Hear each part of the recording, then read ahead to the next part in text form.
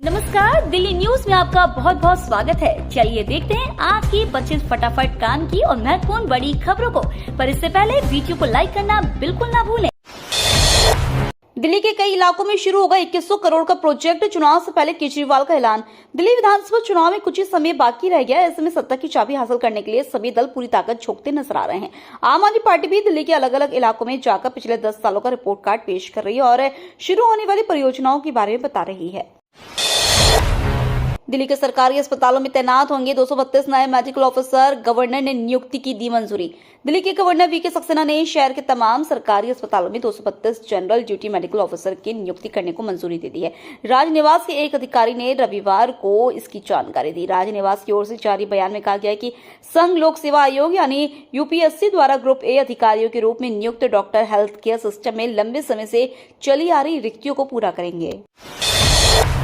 UIDAI ने आधार card में नाम सुधारने का बदल दिया नियम। आधार कार्ड आज के समय में बहुत अधिक इंपॉर्टेंट डॉक्यूमेंट बन चुका है। इसको लेकर यूआईडीएआई ने अपने नियम में एक बड़ा बदलाव किया है। यूआईडीएआई ने आधार में नाम बदलने की प्रक्रिया को पहले से कठिन बना दिया है। आधार कार्ड में नाम बदलने या फिर सुधारने की प्रक्रिया को कठिन करने का फैसला इसलिए ताकि फ्रॉड के मामलों पर रोक लगाई जा सके। Unique identification authority of India के मुताबिक अगर आप अपने आधार कार्ड में मौजूद नाम को संशोधित करना चाहते हैं तो अब यूजर्स को गैजेट नोटिफिकेशन की जरूरत पड़ेगी। दिल्ली सरकार से मेट्रो को 7200 करोड़ की दरकार। मेट्रो को दिल्ली सरकार से 7200 करोड़ रुपए की दरकार है। इसे लेकर दिल्ली मेट्रो रेल कॉर्पोरेशन के प्रबंध निदेशक डॉक्टर विकास कुमार ने दिल्ली सरकार के मुख्य सचिव को पत्र लिखा है। पत्र में कहा गया कि यदि इस समय पर राशि उपलब्ध नहीं कराई गई तो फेज 4 के तहत निर्माणाधीन कॉरिडोर में देरी होगी। इससे लागत में भी बढ़ोतरी होगी। ऋषभ पंत बने आईपीएल इतिहास के सबसे महंगे खिलाड़ी। टूटा श्रेयस अय्यर का रिकॉर्ड। आज सबकी नजरें आईपीएल के मेगा ऑक्शन पर टिकी थी क्योंकि इसमें कई बड़े खिलाड़ियों पर बोली लगाई जानी थी। हालांकि मेगा ऑक्शन में ऋषभ पंत आईपीएल इतिहास के सबसे महंगे खिलाड़ी बनकर उभरे हैं। पंत को लखनऊ सुपर जायंट्स ने 27 करोड़ रुपए में खरीदकर इतिहास रच दिया। विकेट कीपर बल्लेबाज के लिए Sunrisers Hyderabad, Lucknow super giants और दिल्ली कैपिटल्स ने बोलियां लगाई थी। इससे पहले श्रेयस अय्यर को पंजाब किंग्स ने 26 करोड़ 75 लाख रुपए में खरीदकर सबको चौंका दिया था। दिल्ली पुलिस के सिपाही की हत्या करने वाले आरोपी मुठभेड़ में मारा गया। बीती रात दक्षिणी दिल्ली के संगम विहार इलाके में बदमाश और स्पेशल सेल नई दिल्ली रेंज की टीम के बीच मुठभेड़ हुई, जिसमें दिल्ली पुलिस ने सिपाही किरणपाल की हत्या के आरोपी बदमाश रॉकी को मार गिराया है। इससे पहले दिल्ली पुलिस ने 2 बदमाशों को पकड़ा था। एक बदमाश दीपक को अपराध शाखा ने मुठभेड़ के बाद गिरफ्तार किया है। उसके पैर में एक गोली लगी है। दूसरे बदमाश को दक्षिण पूर्व जिले की नारकोटिक्स यूनिट ने पकड़ा है। इसे नाबालिग बताया जा रहा है। आप कांग्रेस की कार्ड बागी नेताओं में तलाश रही है भाजपा। कैलाश गहलोत की मिली तरजीह। विधानसभा चुनाव में बागी नेताओं की इस बार बल्ले बल्ले है। इन्हें टिकट में मजबूत दावेदारी के साथ ही संगठन में भी तरजीह मिल रही है। वे भी बदली हुई पार्टी के सियासी दावपेच में मुख्य भागीदार बन गए हैं। हालांकि इसका विरोध भी कम नहीं है। कार्यकर्ताओं में इससे निराशा है और वे भी पार्टी बदलने के चक्कर में हैं। विधानसभा चुनाव को लेकर इस बार सबसे अधिक दल बदल देखने को मिल रहा है। मंत्री पद तक छोड़कर नेता पार्टी बदल रहे हैं। इनमें आप नेता कैलाश गहलोत व राजकुमार आनंद शामिल हैं। केजरीवाल ने जीत को दिल्ली चुनाव से पहले का सेमीफाइनल बताया। पंजाब विधानसभा उपचुनाव के नतीजों ने आम आदमी पार्टी में जोश और उत्साह भर दिया है।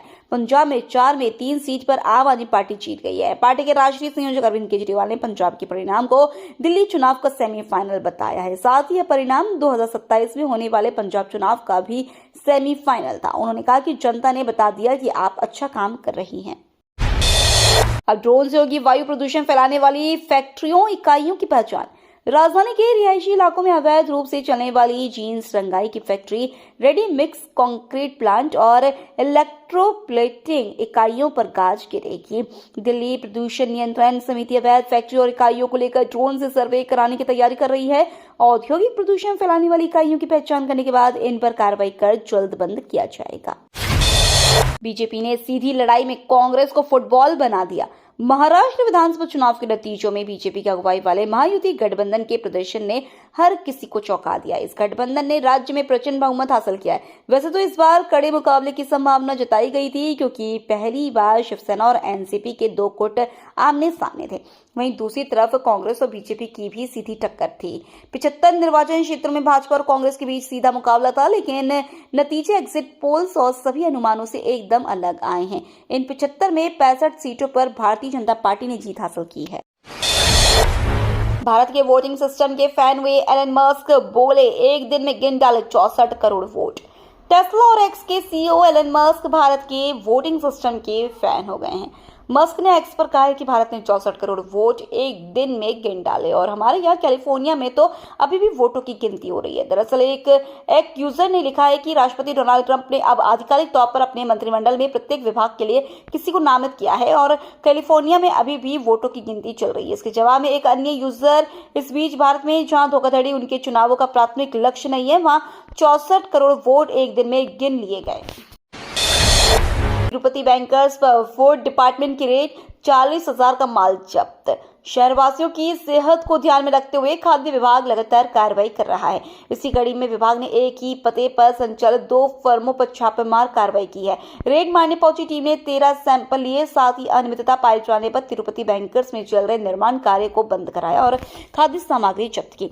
दरअसल खाद्य सुरक्षा अधिकारियों ने इंदौर के नेमावर रोड के बढ़िया कीमा गाँव में स्थित तिरुपति बैंकर्स एवं कन्फेडरेशंस का औचक निरीक्षण किया। इस दौरान फर्म के पार्टनर नरेश गंगवानी वहीं मौजूद थे। पर्दे के पीछे रहकर शिव प्रकाश ने तैयार की रणनीति, एमपी जिताने के बाद महाराष्ट्र में दिलाई विजय। महाराष्ट्र में महायुति ने बड़ी जीत के साथ सत्ता पर वापसी की है। जीत की इस जमीन को तैयार करने में भाजपा के राष्ट्रीय सह महामंत्री संगठन शिव प्रकाश की बड़ी भूमिका रही है।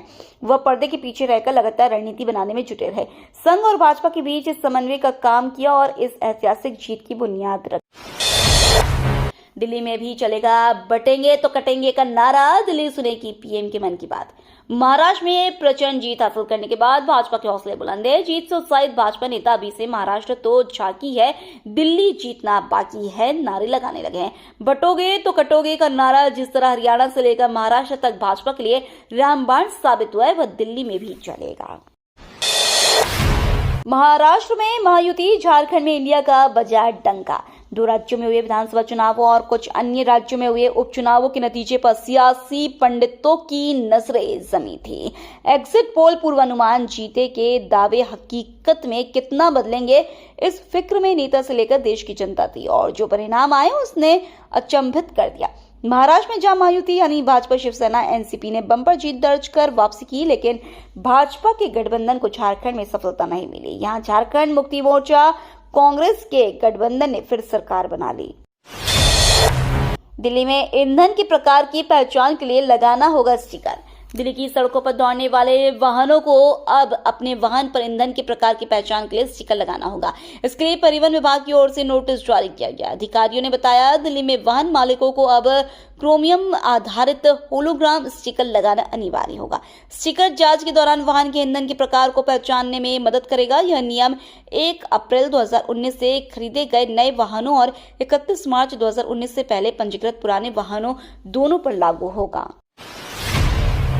संसद के शीतकालीन सत्र में गूंजेगा अडानी का मुद्दा। आज से शुरू होने वाले संसद सत्र में फिर एक बार अडानी के मुद्दे की गूंज सुनाई देगी। शीतकालीन सत्र से पहले आज बुलाई गई सर्वदलीय बैठक में कांग्रेस ने अडानी समूह पर लगे रिश्वतखोरी के आरोपों पर चर्चा की मांग की। इसके अलावा विपक्षी दल ने मणिपुर मुद्दे, उत्तर भारत में प्रदूषण और रेल दुर्घटनाओं पर भी चर्चा की मांग की है। बाबा महाकाल की शरण में पहुंचे क्रिकेटर कृणाल पांड्या परिवार के साथ दर्शन कर लिया आशीर्वाद।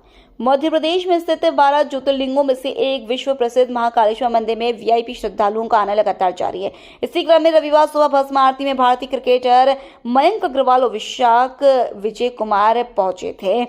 वहीं दोपहर में कृणाल पांड्या सपत्नी महाकाल मंदिर में आए। उन्होंने पहले गर्भगृह की चौखट पर पहुंचे और बाबा महाकाल के सामने मत्था टेका। इसके बाद जलद्वार से भगवान महाकाल के दर्शन कर पूजा अर्चना की और आशीर्वाद लिया। मोबाइल नेटवर्क पर सरकार सख्त, जियो, एयरटेल, वोडा और बीएसएनएल को ट्राई ने दिया नया आदेश। ट्राई की तरफ से सभी टेलीकॉम कंपनियों को एक नया आदेश दिया गया है। इसमें कहा गया है कि सभी कंपनियां अपनी वेबसाइट पर एक मैप पब्लिश करें और इसमें बताएं कि कहां पर उनका नेटवर्क उपलब्ध है। साथ ही यह भी कंपनियां मैप की मदद से बताएं कि कहां पर वायरलेस सर्विस या ब्रॉडबैंड सर्विस उपलब्ध है, क्योंकि इसकी मदद से यूजर के लिए समझना आसान हो जाएगा कि किस इलाके में ये सर्विस उपलब्ध है और इसका इस्तेमाल कैसे किया जा सकता है। अमेरिका और केन्या के बाद बांग्लादेश में अडानी ग्रुप को झटका।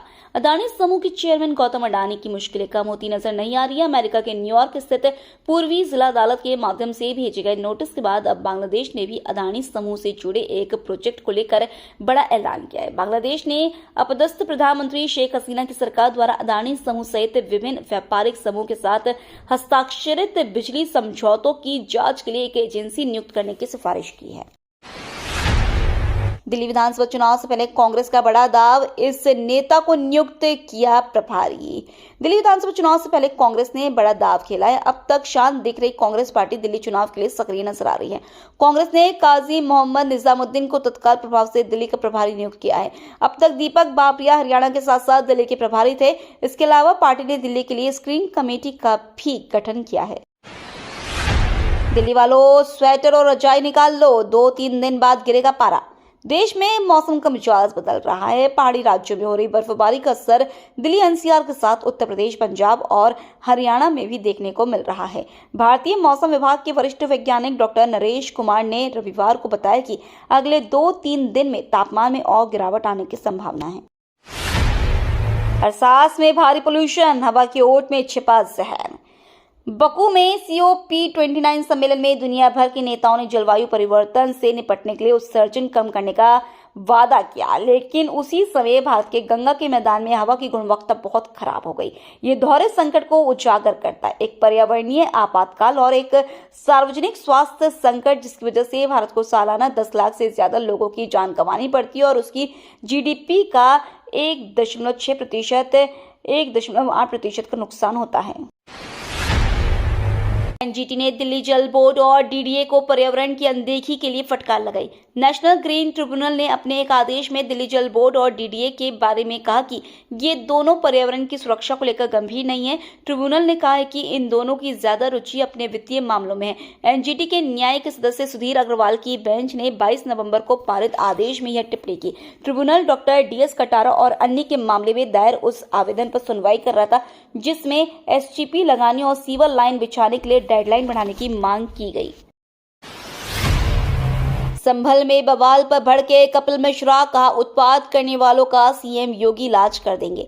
बीजेपी नेता कपिल मिश्रा ने संभल में शाही जामा मस्जिद के सर्वे के दौरान हुए बवाल पर कहा कि उत्तर प्रदेश में गुंडागर्दी बर्दाश्त नहीं की जाएगी। ऐसी घटनाओं से न अयोध्या रुकी और न ही संभल रुकेगा। कोर्ट का आदेश है, सर्वे होगा और सच सामने आएगा। उसके बाद जो होना चाहिए वह भी होगा। जो करोड़ों लोग जिस चीज की प्रतीक्षा में, उसका निर्माण भी वहां होगा।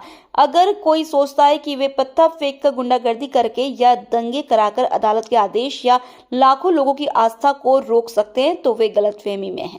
ये तो थी आज की बड़ी खबरें। रोजाना ऐसी ही सबसे पहले अपडेट पाने के लिए चैनल को सब्सक्राइब करना बिल्कुल ना भूलें। धन्यवाद।